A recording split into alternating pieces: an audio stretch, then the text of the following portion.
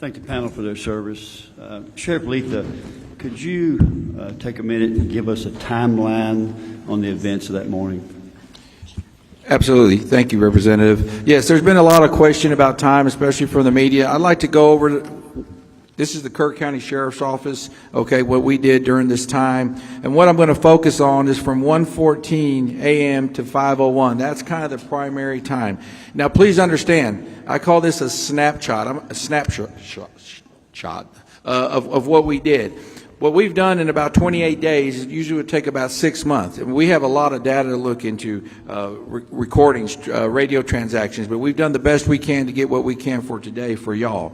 So what I'm going to start with is what I call the dispatch workload between 1:14 and 3:30 a.m. That's 2 hours and 16 minutes. Our communications center had 7 phone calls received and processed 22 radio transmissions. Then we move forward to 3:31 a.m. to 4:22 a.m. in that next 51-minute period. They had 50 phone calls for service and rescue, 114 processed radio transmissions. They were very busy at that time. You have to remember there was a team of 2 in there. Okay. In that time, starting at 1:14 a.m., NWS issues flash flood warning to Kerr County, released on Code Red. 1 to 2 inches of rain has fallen, anticipating 1 to 2 inches per hour, an additional 2 to 3 inches possible. 2:08, a caller calls in inquiring about road conditions and if they're clear. 2:53, 911 call from River Inn. Water coming over the river break, they advised the inn visitors of flooding, no evacuation. So that's not normal for us, okay? A lot of times when rain comes, it goes up. That's normal for our area. 3:27 a.m., Mountain Home Volunteer Fire Department reports Shoemaker Crossing is not passable. That's a little bit more of an alert, but not abnormal. Okay, we move to 3:30 a.m., it's different.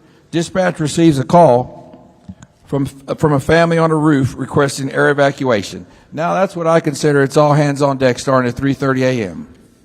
3:35, dispatch tones out Hunt Volunteer Fire Department to swift water rescue. 3:39, Mountain Home Volunteer Fire Department asks KCSO to tone out Ingram Volunteer Fire Department for evacuation at River RV Park. 3:41, KCSO Deputy Green confirms Shoemaker Crossing is not passable. 3:43 a.m., KCSO tones out Kerr County Special Ops for swift water rescue. 3:46, dispatch receives calls with a caller, 2 young children with water overtaking the home, which that was a 24-minute phone call. Our dispatcher did a great job during that phone call. Not only was she on the phone at the time with those 2 children, she was on the phone, had them on speakerphone, on an additional phone, also doing radio transmission and typing. I said she did an amazing job. 3:50 a.m., calls from Casa Bonita advising community is flooding.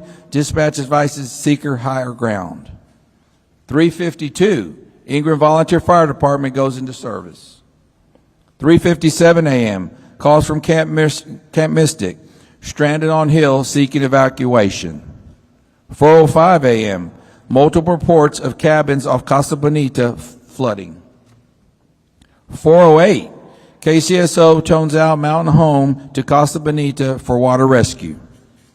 4:11, KCSO Sergeant Merritt is landlocked, must abandon his cruiser and begin evacuating nearby residents. So what he did is he got trapped, but he got out of his vehicle and continued to notify people of what's going on. Also provided first aid to one lady in that time.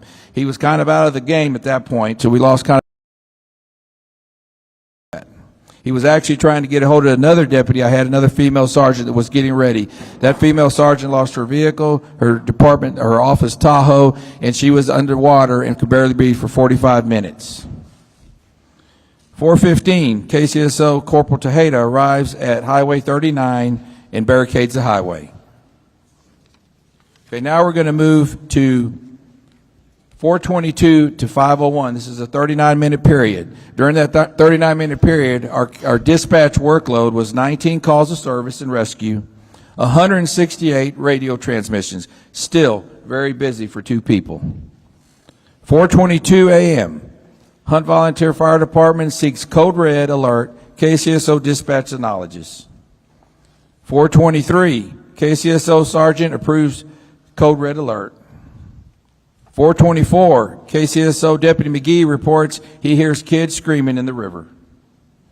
4:28, dispatch calls TxDOT for barricades.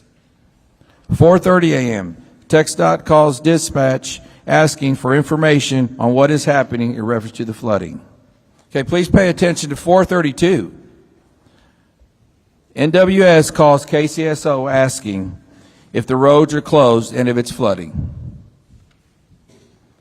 4:35, KCSO tones out Ingram Volunteer Fire Department. Children trapped in water below Howdy's Park. 4:38, Deputy Green dispatched to Roland Lane to assist with children trapped in the water. 4:42, KCSO Corporal Tejeda advises people are on the roof in Hunt. Dispatchers advising callers to seek higher ground. 4:34, KCSO Corporal Tejeda seeks helicopters evacuation for Hunt. 4:46 a.m., ETA for Swiftwater Rescue Boat, he's told 10 minutes. Deputy Green says these kids don't have 10 minutes. 4:47 a.m., KCSO dispatch receives calls. Camp La Junta building collapses, seeking water rescue. 5:01, KCSO issues code red alert.